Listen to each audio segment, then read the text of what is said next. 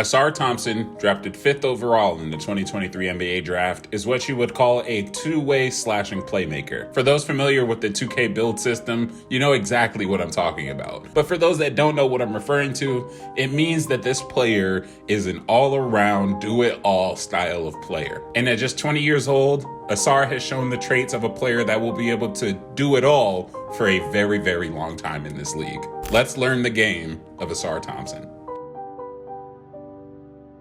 His biggest upside is on the defensive end of the ball. We all know this information. But what makes him so special on that end? He's 6'7", he's 220 pounds, and he's got a tremendously long 7-foot wingspan. He can cover a lot of ground with his quick feet and near 40-inch vertical. He's strong, so he can body up against the quicker guards on the perimeter, keep up with them if they get by him, and even provide help at the rim as a switch man or the low man.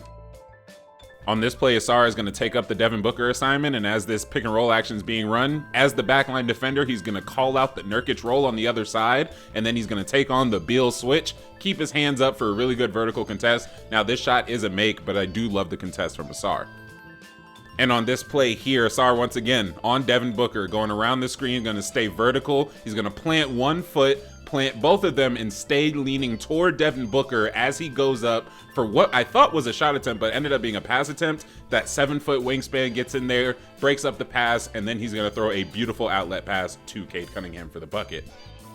On this play here, Ausar is going to start in the right corner. He's going to read PJ Washington's drive, and he's going to jump before the shot is released and get to the apex before the ball even gets there. Just insane athleticism that is now going to open up new defensive plays for him to capitalize on as a help defender. Now, for this little itty bitty section, I want to talk about his matchup on stars. First off, his game against SGA, the most recent game that we've watched, he held Shea to 2 of 8 with 2 blocks and 2 turnovers when he was guarding him one-on-one. He did this mainly by cutting off the clean driving angles for SGA, which he really, really loves. Of course, we know that SGA is one of the premier finishers in our league. Ausar was able to body him up all the way from perimeter to the paint, and on every single shot that SGA took, it was very, very contested. And Ausar is very disciplined on the perimeter in terms of not falling for a ton of shot fakes and hesitations, and even if he does get beat or shook, he's quick enough and strong enough to recover and athletic enough to be able to still make a play on the ball, even if he is slightly out of position. He's guarded the likes of Zach LaVine and came up with some pretty clutch time stops down the stretch in a game where Zach LaVine finished with 51. He's guarded the likes of Devin Booker in the preseason and Bradley Beal and LaMelo Ball in the regular season.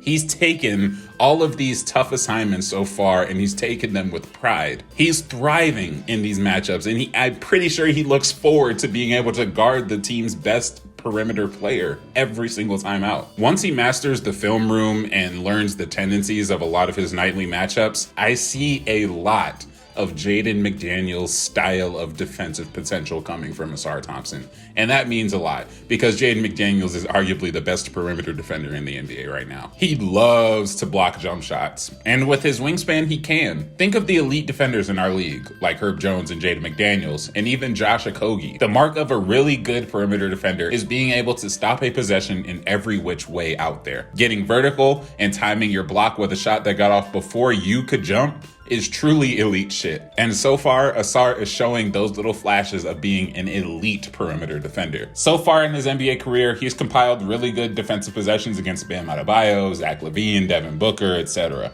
He's got a multi-level defensive ability that alleviates some pressure off of the weaker defenders in this Pistons rotation. I think Ausar has very real potential to be a top 10-ish perimeter defender by the end of his rookie year. He's got the physical gifts, he's got the IQ, and he's got the instinct to get it done.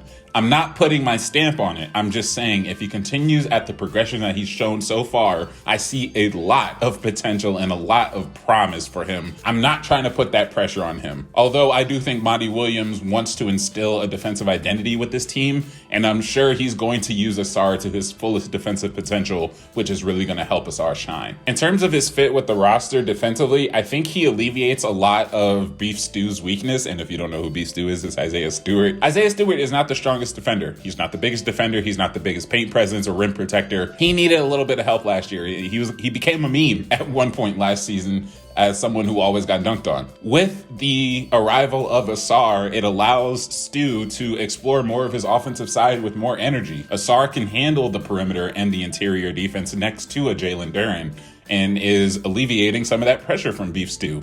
And so far, Isaiah Stewart's averaging 14-9 on 50-46 splits. I'm just saying, it's working so far. Ausar can do it all. He can be the roaming free safety. Personally, I like him better as a perimeter defender who occasionally will help down low. And I mentioned Jalen Duren before. I think Ausar and Jalen can create a multi-level defensive threat that'll be super duper effective against opposing teams. So far, Jalen Duren has 8 blocks and 3 steals on the season through 4 games. Ausar has 10 blocks and 2 steals. And together, they've been leading a defense that currently ranks 10th in defensive rating, 3rd in steals, and gives up the 8th least amount of paint points per game this season so far. Another part of defense is, of course, rebounding, and Ausar does it better than damn near every other rookie. I think he's number 1 in all rookies with rebounding per game. He averages over 10 a game in the regular season. He averaged over 9 in the preseason. This guy knows how to crash effectively, and he does it aggressively too. He is always on the offensive glass, and even if he doesn't actually get the rebound, you know he's around the ball. He is a ball hawk. This is important. This is an important trait because A, you end possessions for the opposing team. B, him specifically, it allows him to grab the ball and go. Grab the ball off the glass and be a playmaker in transition because he does have a good handle. He does have a good knack for facilitating, I should say.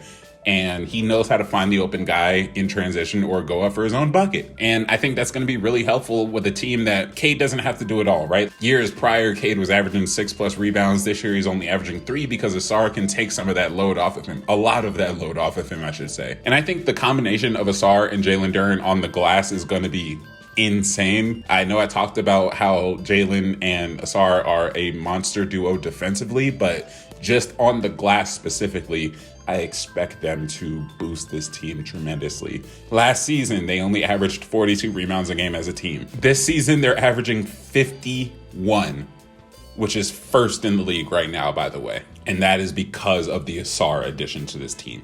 As far as playmaking goes, where I see him thriving is as a secondary or tertiary playmaker in the half-court scenario. I don't think he's a good enough shot creator to where he can be your primary playmaker for an offense. I think he can facilitate. I think he can start a play and initiate a play, but ultimately I don't think he is going to be your go-to playmaker. I see him, again, as a fast break lead. I see him as an effective P&R ball handler because he does make smart decisions, and even as a short roller, he makes good decisions in terms of either going up for, an aggressive finish or passing out to the 3-point line. I also just want to continue to see the Pistons let him bring the ball up more and initiate the offense more, because I think these early reps are going to be good for his confidence in these situations and also for the team in seeing how the rest of the players around Ausar, when he is initiating offense, what lineups work best, how do you maximize the players around him, how do you maximize him in these different roles, not just as a defender, but on the offensive side of the ball, because we are going to talk about his scoring ability in a little bit. But as far as playmaking goes, I think him being able to be an effective playmaker, especially in the half court, is going to open up this offense tremendously because it's going to allow a lot of other players to play off ball and play more toward their strengths. I want to show his assists from the Bulls game this season. He only had 5, but I think each one showed a different aspect of what his passing or playmaking ability can be in this league. His first assist came from pushing the break, drawing 2 under the rim, and then dumping off to Jalen Duren for some free points. His second assist was a beautiful, perfect entry pass to Beef Stew right underneath the hoop. The third assist was a baseline to 3-point touch pass for a 3-ball, showing off more of his connective passing ability. His fourth assist showed off his misdirection and slick bounce passing skill. And his fifth assist was a lob to Jalen Duren after getting a steal. Now, like I said, we're going to touch on his scoring ability, but I don't want to spend too much time on this because it is the weaker part of his game right now. He's very aggressive, though. He's not deterred by misses at all, and he will keep on going, which is good for the team, keeping applying pressure, keeping the defense honest, all that sort of stuff.